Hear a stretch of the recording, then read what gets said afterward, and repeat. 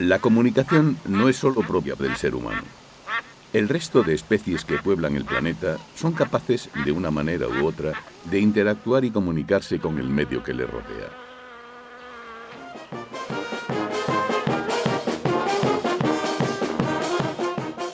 Pero el hombre es quien ha llegado más lejos en su desarrollo, sobrepasando con creces a cualquier animal.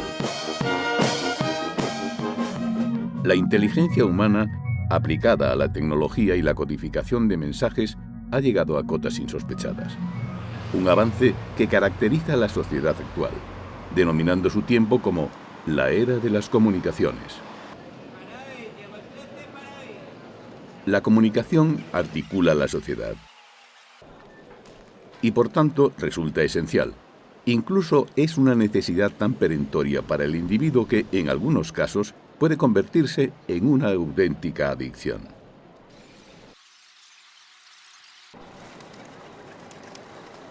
La humanidad ha utilizado a lo largo de los siglos varios sistemas de comunicación. Pero las señales visuales forman el grupo más importante.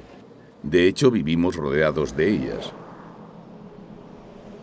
Pero hoy, de la mano de Sebastián Oliver Roig, investigador, historiador y durante 50 años telegrafista, nos adentraremos en la trayectoria de un invento que, por un corto periodo de tiempo en el siglo XIX, facilitó las comunicaciones del Estado español. Un invento que ha perdurado en nuestros paisajes, coronando cerros, lomas y montañas, el denominado telégrafo óptico.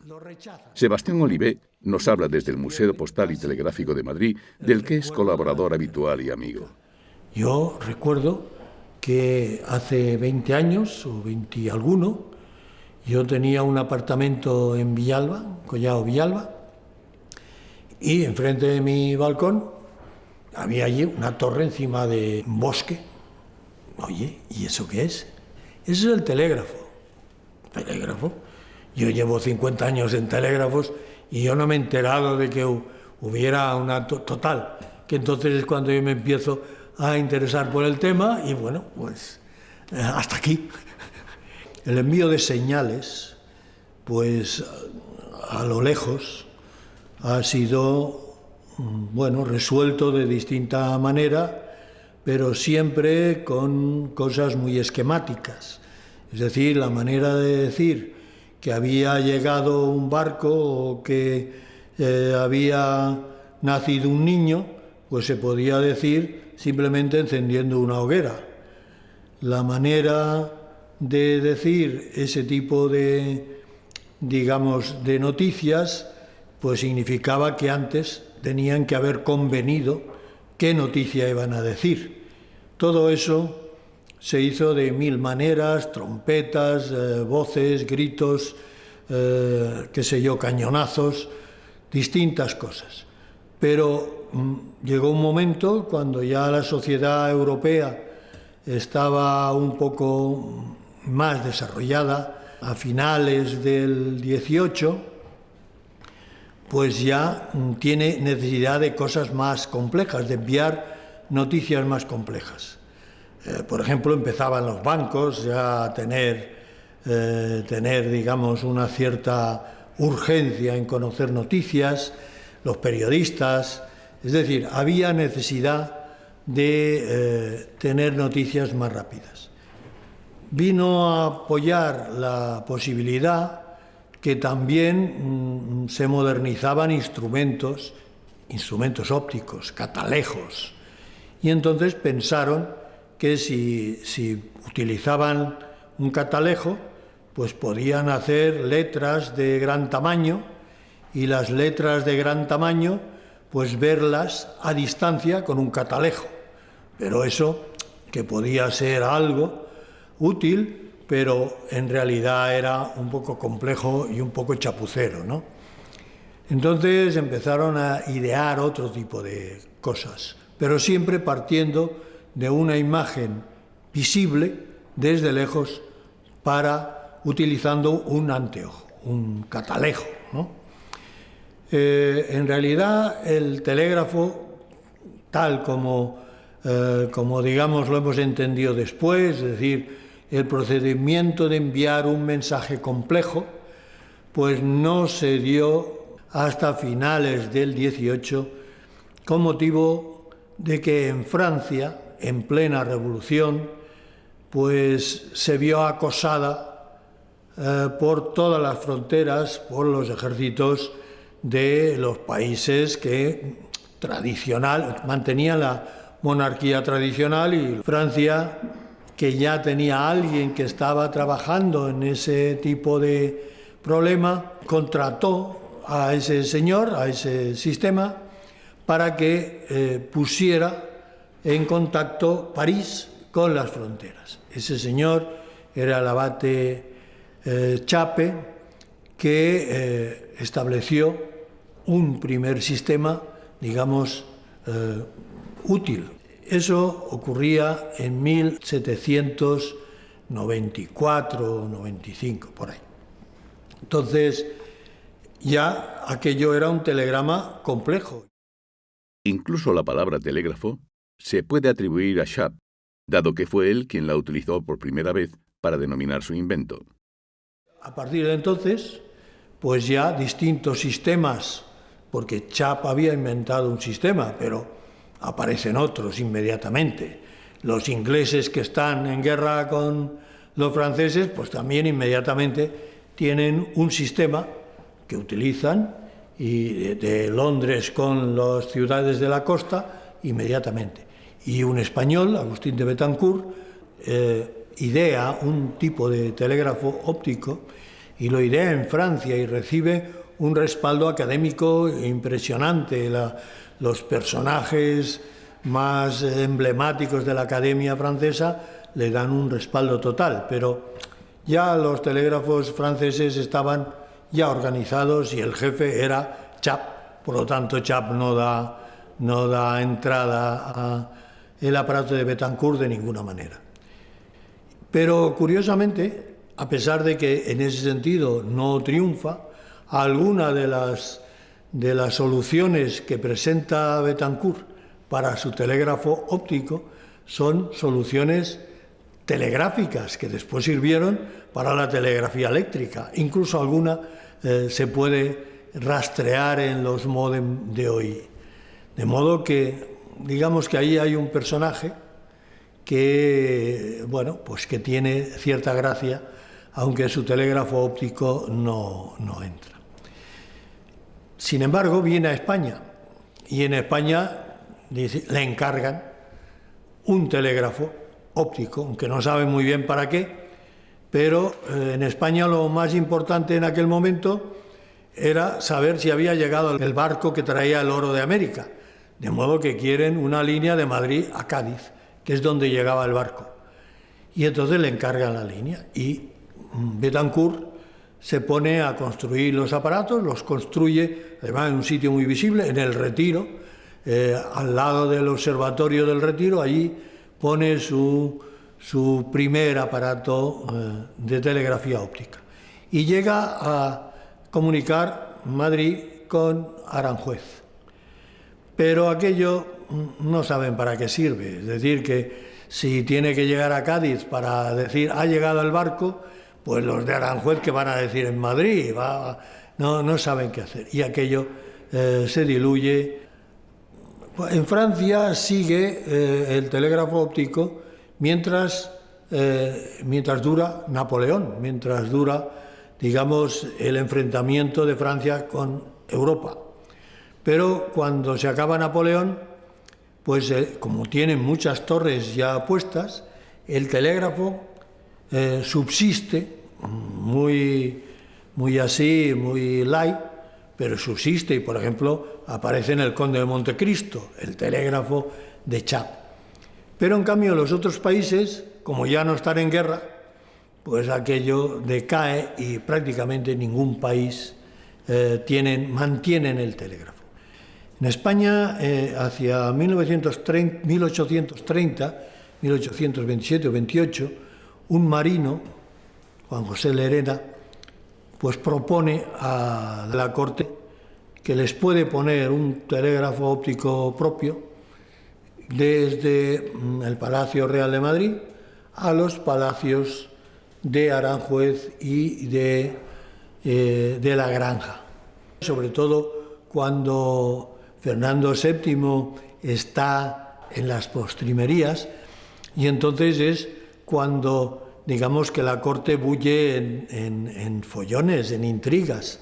Y entonces desde la Granja sí se envían mensajes sobre la enfermedad del rey, y cuando se muere el rey, pues no sé. Lerena propone poner una línea con Francia, la que después sería la línea de Castilla, hasta Irún, para enlazar con los telégrafos ópticos franceses. Le dicen que sí, pero después no hay fondos y, bueno, pues tiene pleitos con Hacienda porque no puede continuar la línea y allí pues fracasa. A continuación, pues viene la Primera Guerra Carlista. Y entonces en la Primera Guerra Carlista los militares retoman la idea de la telegrafía óptica y establecen una especie de cerco de torres ópticas alrededor de Estella, que es la capital carlista, ¿no? Pero acaba la Guerra Carlista, la Primera Guerra Carlista, y se vuelve a quitar aquello, a pesar de que, bueno, pues parece que había tenido éxito para los militares. Pero ya en aquel momento las torres francesas seguían funcionando, había empezado ya los primeros pinitos del telégrafo eléctrico en Inglaterra, y ya el tener noticias rápidamente, sobre todo para el gobierno, sobre todo para los periodistas y los banqueros, esos tres puntales, ya querían noticias frescas. Y entonces, pues se da la orden, pero no parece que con mucho entusiasmo, porque nadie toma en serio el tema. Hasta 1844, finales del 44, o finales del 43, me parece, principios del 44, nombran director general de Obras Públicas a un militar que es amigo de otro militar que es experto en telegrafía óptica, que es José María Maté.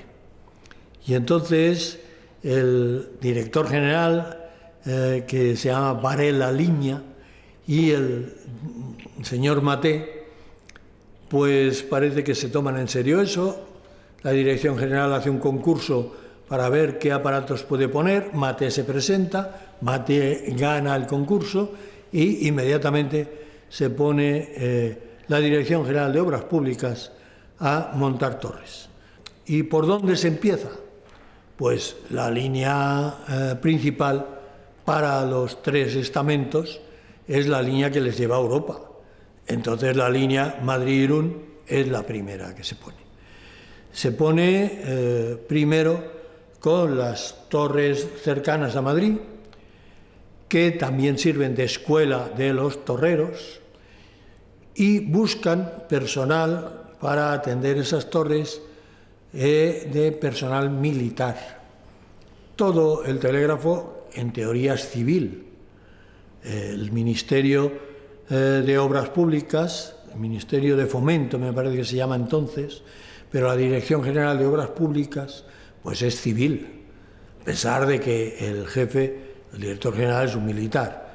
Pero todo el papel tiene que ser civil, solo que los personajes son militares licenciados, recién licenciados. Y entonces, pues empiezan los primeros torreros, se confeccionan los códigos y, bueno, pues empieza la línea que terminan a finales del 45, creo recordar. Y en principio, pues se llega a Irún. Después se amplifica la línea esa con otra línea que va a Valencia, de Valencia a Barcelona y de Barcelona a la frontera, a la Junquera, también para tener una segunda vía con Francia, y la famosa a Cádiz, porque aunque ya empezaban a escasear, seguían viniendo noticias de de América, pero ya los barcos con plata y oro ya no llegaban, pero sin embargo Cádiz era un centro comercial de primer orden y esa fue la tercera línea. Todavía no hay tasas de telegramas, todavía no son en realidad telegramas, son avisos del gobierno o noticias que pueden servir a los periodistas. Entonces, esa línea fue la que, digamos, abre el campo a la telegrafía óptica en España. Esa línea tiene éxito, se colocan en torres, en puntos altos, en las ciudades se coloca en edificios oficiales, en el gobierno civil, lo que entonces es gobierno militar, o sea, en sitios donde el gobierno tiene su núcleo oficial, ¿no? Y en Madrid, como el gobierno era el que quería tener las noticias, pues estaba en el edificio donde estaba el Ministerio de la Gobernación, en la Puerta del Sol, en la Casa del Correo de la Puerta del Sol, donde ahora está la sede de la Comunidad de Madrid. La primera real de Castilla era el edificio del Conde Duque. Lo que pasa es que después se unió ese con la de la Puerta del Sol. Pero el terminal, digamos, de la línea de Castilla era el cuartel del Conde Duque. La línea de Castilla contaba con 52 torres separadas entre sí por una distancia de entre 10 y 15 kilómetros. La trayectoria de la línea solía estar muy cercana a algunas de las carreteras más importantes del trazado de Madrid a Irún. La mayoría de las torres ya no existen, pero por fortuna varias se han mantenido en pie o incluso se han restaurado. La línea de Castilla arrancaba desde la Puerta del Sol al cuartel del Conde Duque. Salía de Madrid por la M40 para continuar por la autopista del noroeste A6 hasta Torrelodones, donde aún se conserva la torre, hoy abandonada, pero en la que se aprecian signos de haber servido de vivienda durante un tiempo, como el balcón que permanece adosado. La línea continuaba en el cerro de Cabeza Mediana, ubicado entre Collado Mediano y Moral Zarzal. Allí se encuentra situada esta torre, completamente restaurada desde 2008, con la peculiaridad de que la maquinaria es de tipo doble de bastidor, ya que hacía una doble labor, un cruce de comunicaciones que servía por una parte a la línea de Castilla y por otra a la línea que comunicaba los reales sitios, en este caso la de la Granja de San Ildefonso, enlazando con la siguiente torre que se encontraba en Navacerrada, en lo alto del conocido aún hoy como Cerro del Telégrafo, en plena estación de esquí. Volviendo a la línea de Castilla, esta continuaba por la Nacional 6, saliendo ya de la Sierra y la Comunidad de Madrid, para adentrarse en Castilla y León por la provincia de Segovia, cambiando la altitud y el paisaje. Llegaba entonces hasta Navas de San Antonio, donde en el lugar llamado El Castrejón se alzaba otra de las torres, visible en la actualidad, aunque muy deteriorada, junto con un puñado de modernas antenas de telecomunicaciones. Es como si una abuela mostrara orgullosa a sus nietas, esbeltas, erguidas y modernas, pero en las que perdura su mismo ADN, sus mismas señas de identidad, la transmisión de información a distancia. Esta torre es quizá la más vista de todas, ya que está situada al lado de la autopista del noroeste A6, una de las vías más transitadas de España. Si continuamos por ella, llegamos a Lavajos, donde en el pago del Torrejón se encuentran los restos de otra torre de la que se conservan aún buena parte de sus paredes, aunque el interior está totalmente derruido. La torre se reutilizó como palomar, actividad que también fue abandonada. Posee la particularidad de que a escasos metros pueden observarse los restos de una o dos estructuras de ladrillo, mampostería y adobe con contrafuertes que parecen contemporáneas de la torre y que, a pesar de no contar con una documentación que lo certifique, probablemente tuvieran relación con el telégrafo óptico y los llamados torreros, los hombres encargados de la transmisión de los mensajes, los ocupantes de las torres. Pues la situación de los torreros era terrorífica, por lo menos visto con la óptica de hoy, ¿no? porque eran unos señores que tenían que estar todo el día, es decir, de sol a sol, en una torre en mitad del campo, con dos ventanas abiertas, una a este y otra a oeste, o una a norte y otra a sur, es decir, dos ventanas abiertas, mirando alternativamente a las dos ventanas para ver si se movía la señal de la torre o de un lado o de otro, y así de sol a sol. De modo que eso, en verano y en invierno, la cosa parece que no es muy apetecible, ¿no? O sea que se relevaban, en principio, cada 12 horas. Se podía, depende de un poco dónde estuviera la torre. Si la torre estaba muy lejos del pueblo, pues entonces tenían que hacer el relevo diario, es decir, estaban todo el día, se volvían y el otro iba de madrugada para estar allí. En algunos casos, pues aunque el reglamento no lo dijera así, pues se quedaban allí, se quedaban a dormir allí, entonces vivían allí.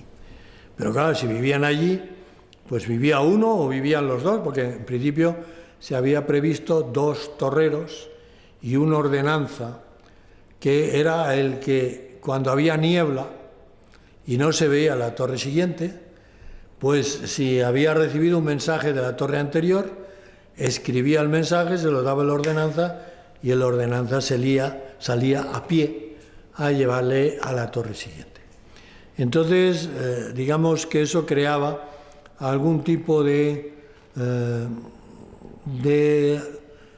situaciones de arreglo, es decir, uno se quedaba una temporada y el otro pues le relevaba, situaciones que a lo mejor traían conflicto con el pueblo que estaba al lado por los víveres que tenían que llevarse o que tenían, es decir, cobraban poco y trabajaban no mucho, pero sí en unas condiciones terribles, porque el número de telegramas no era mucho, pero desde luego ellos tenían que estar allí de todas maneras y tenían eso que estar atentos de todas maneras. Los telegrafistas estos, los torreros, lo pasaron mal, no aguantaban mucho tiempo. No es definitivo, pero pudo tratarse de una comandancia temporal para cifrar y descifrar mensajes durante las estancias de los reyes en Río Frío. No conocían el mensaje, es decir, ellos eran como autómatas, ponían el número. Los mensajes solo se cifraban al principio y se descifraban al final por un jefe que era un comandante. Y ese era el que pasaba, digamos, el mensaje al idioma normal. Pero los comandantes estaban en las capitales de provincia. Es decir, por ejemplo, la línea de Castilla tenía un comandante, el primer comandante que tenía era en la primera capital de provincia, Valladolid. El segundo comandante estaba en Burgos, porque Palencia no pasaba por Palencia, se quedaba lejos. El segundo de Burgos pues iba hasta Vitoria, me parece que era el siguiente, después otra comandancia en medio, después San Sebastián y después Irún, ¿no?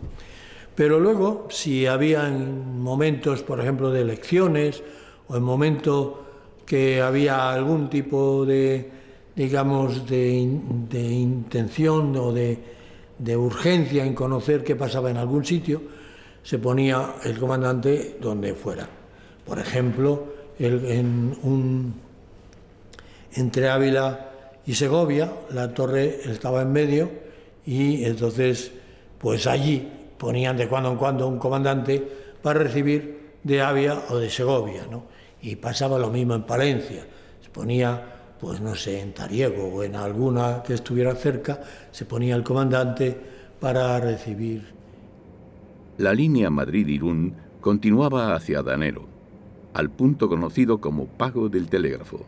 Esta torre, rehabilitada en 2002 tanto en estructura como en maquinaria, nos ofrece un aspecto muy aproximado de lo que debieron ser en su momento las torres del telégrafo óptico con un solo bastidor. Desde Adanero avanzaba la línea hasta Codorniz, donde en lo alto de un pequeño otero ocupado por numerosas bodegas se sitúa esta torre, bastante bien conservada, que enviaba y recibía mensajes de la contigua, la de Tolocirio.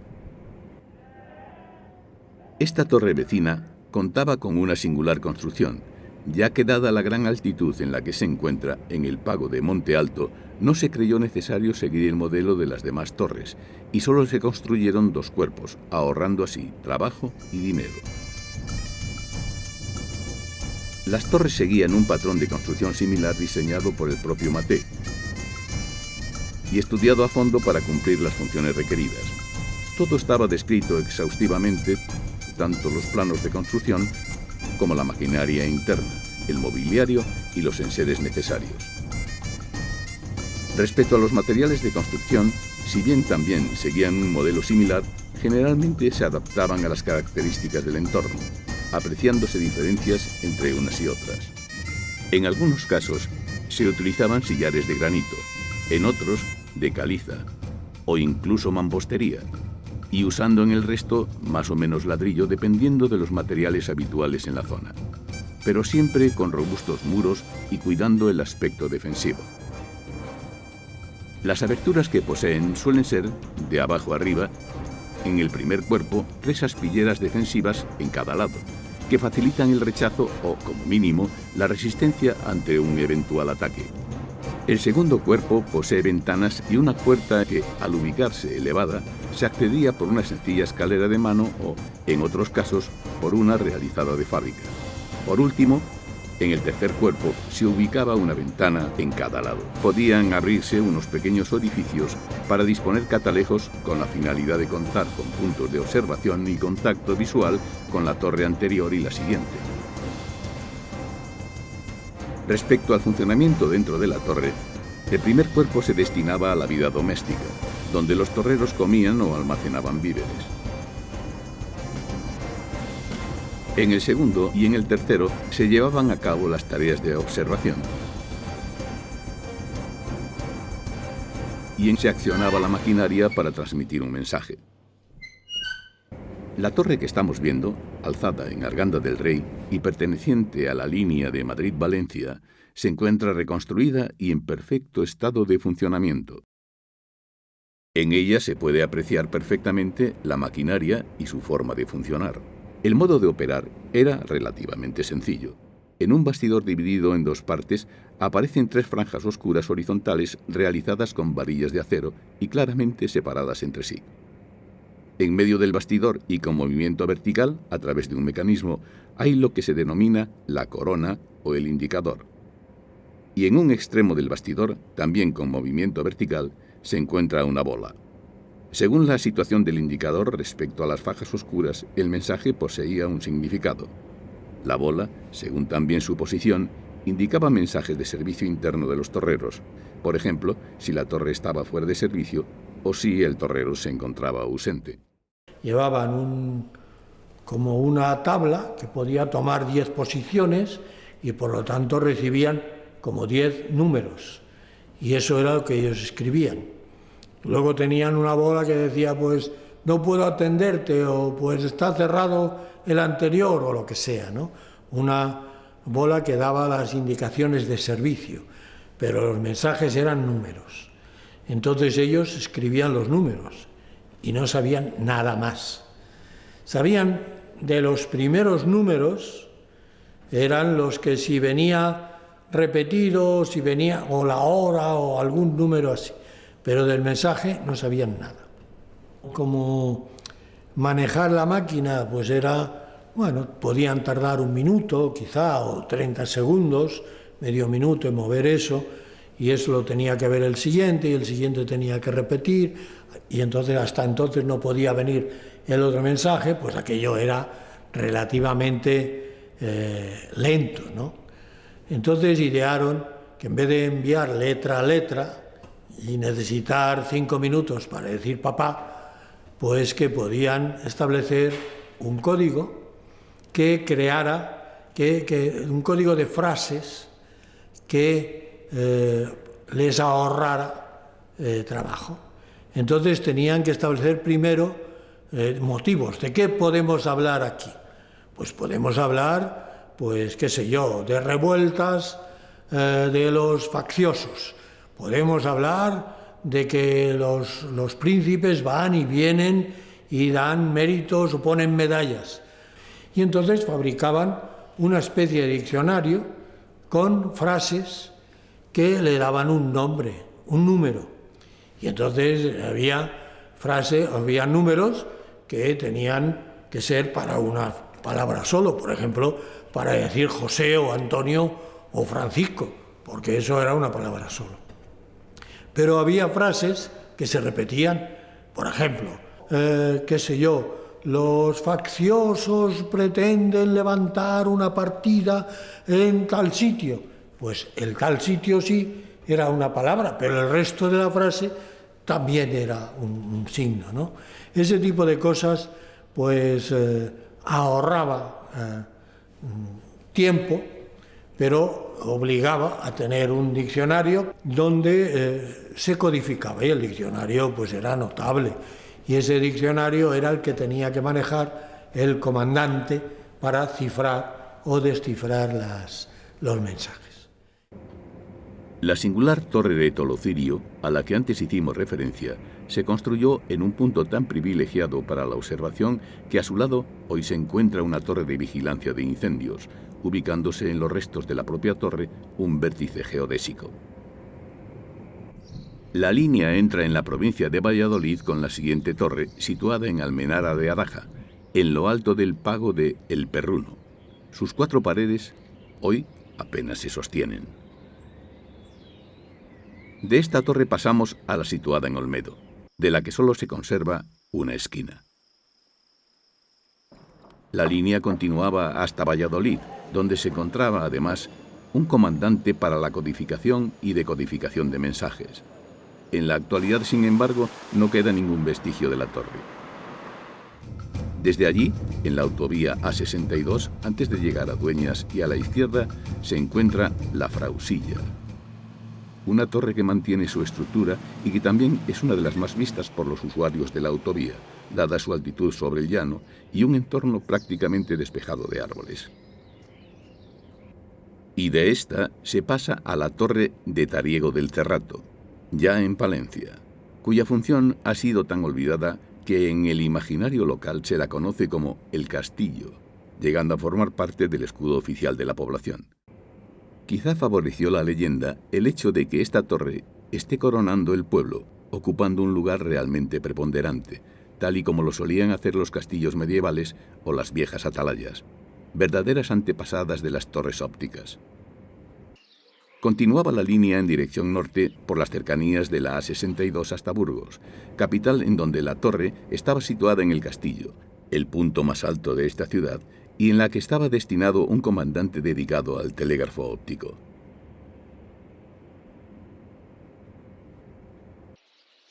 El tendido seguía por la Nacional 1 hasta Prádanos de Bureba.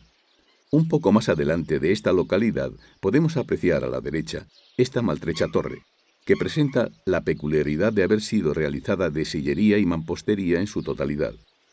El ladrillo solo se utilizó para delimitar los vanos y en la cornisa. Pueden observarse también los restos de lo que pudieron ser unos gruesos contrafuertes en las esquinas.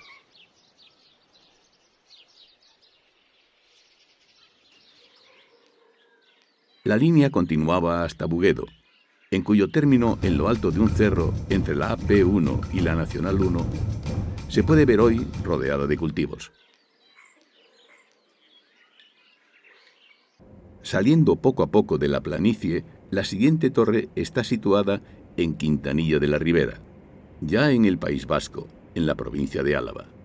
Su torre, recién restaurada, presenta varias singularidades asociadas a su posible defensa, empezando por el dificultoso acceso a tan elevado monte, y siguiendo por el foso que la rodea y una especie de ventanas defensivas en su planta baja que recuerdan a los matacanes.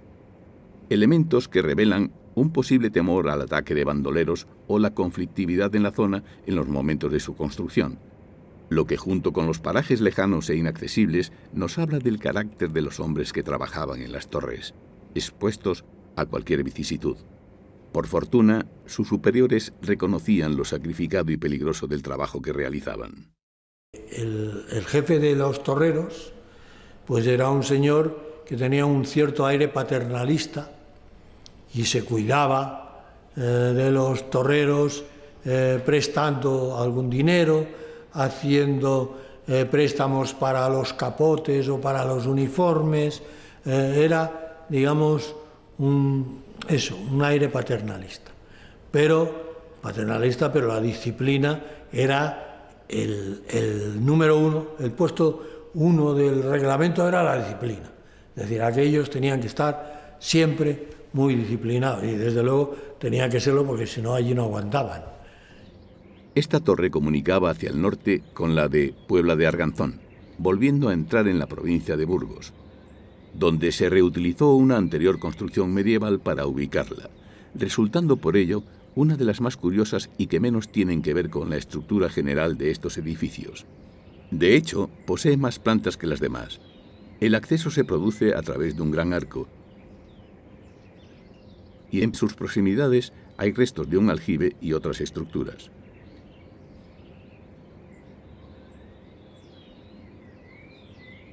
Aunque no está restaurada, se aprecia que recientemente ha sido objeto de una consolidación.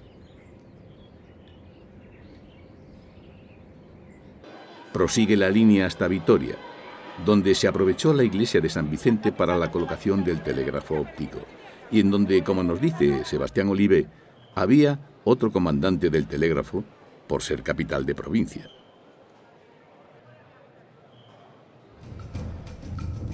Continuando de nuevo por la Nacional 1, la línea proseguía hasta Ciordia, de la que puede rastrearse algún resto, luego hasta Andoain, conservándose un cuerpo y medio de su torre, y llegaba a San Sebastián, Donostia, emplazándose en el castillo del Monte Urgul, frente a la magnífica playa de la Concha.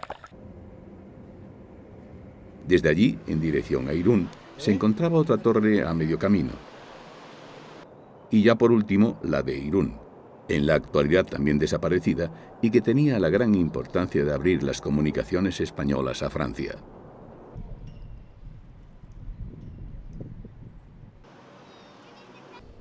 Las noticias que llegan, pues, por ejemplo, pues no sé, son lo que pasa en el gobierno de Francia, que en el 48 pues se han cargado al gobierno, que ha dimitido el rey, que etcétera, ese tipo de cosas que son noticias oficiales que le interesan al gobierno, pero también a los periodistas. Pero al gobierno también le interesa la cotización de la bolsa, porque los empréstitos que hace pues se cotizan en la bolsa de París y eso también va y viene, esas noticias. Las que aparecen en los periódicos, pues hombre, son noticias, digamos, políticamente relativamente inocuas, porque el gobierno tiene censura, sobre todo. Pero, por ejemplo, cuando vienen los príncipes franceses para casarse, uno con Isabel II y otro con su hermana, pues eso es la noticia que aparece en los periódicos de Madrid, diciendo noticia telegráfica, ¿no? El telégrafo óptico era del gobierno, solo del gobierno. Entonces, todo lo que el gobierno decidía se ponía. Desde luego la policía formaba parte del gobierno, se ponía. Lo que no enviaba eran mensajes de los periódicos, venían noticias políticas y podían interesarle al periódico, pero tenían que pasar por el Ministerio de la Gobernación. Es decir, no venían noticias de periódico a periódico o de agencia a agencia. Pero el telégrafo óptico tenía los días contados. Desde finales de 1840 funcionaba ya el eléctrico en Inglaterra y en la década de los 50 superaba en Francia el telégrafo óptico, augurando un inminente final para este también en España.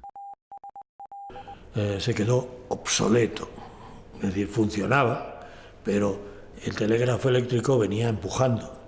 El telégrafo eléctrico, digamos que dio un salto muy fuerte el día que consiguieron poner un cable entre Inglaterra y Francia.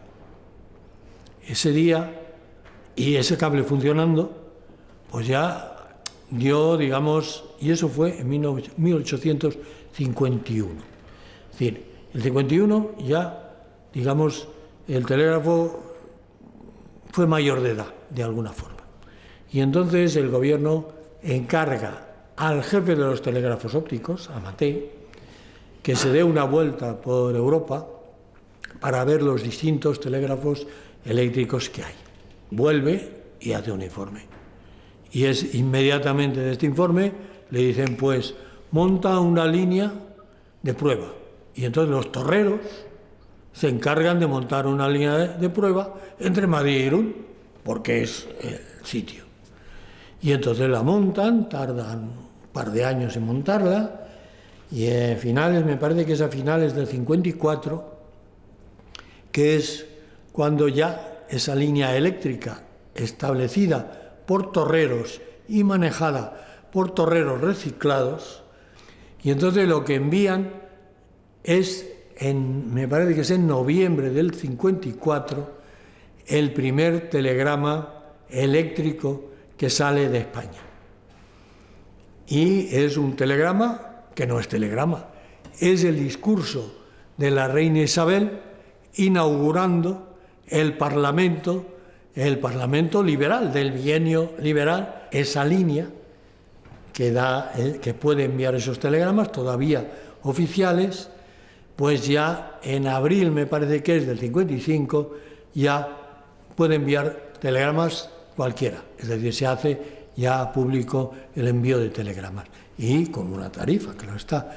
Las Cortes aprueban una ley creando la primera red de telegrafía eléctrica de España, uniendo todas las capitales de provincia peninsulares, pues duran un poco más, pero me parece que es el 57 que ya desaparece, el 58 creo que ya las dan de baja. Y el material de las torres,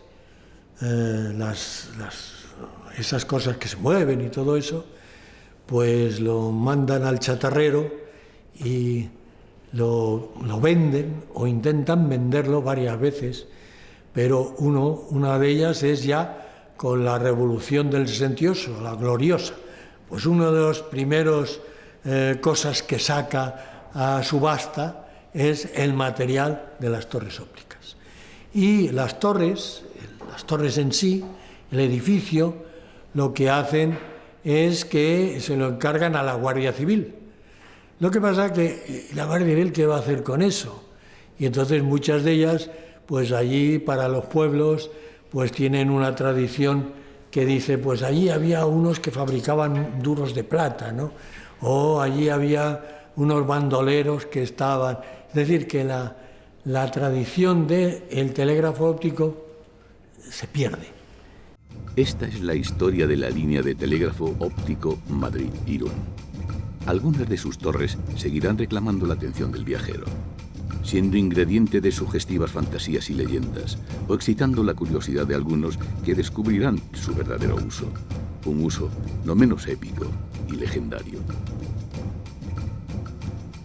Las torres que entonces eran, que se fueron perdiendo, pues curiosamente ahora parece que se están intentando reconstruir, porque ahora, digamos, en los pueblos ha habido una curiosidad mayor, la gente ha tenido más medios para investigar lo que pasaba, y todo ese tipo de cosas pues ha motivado que se intenten reconstruir, ¿no?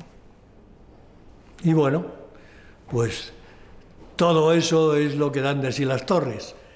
Primero sirvieron, después se olvidaron, y ahora, para mi gusto y para mi afición, afortunadamente, se están intentando reconstruir, y algunas estupendamente reconstruidas.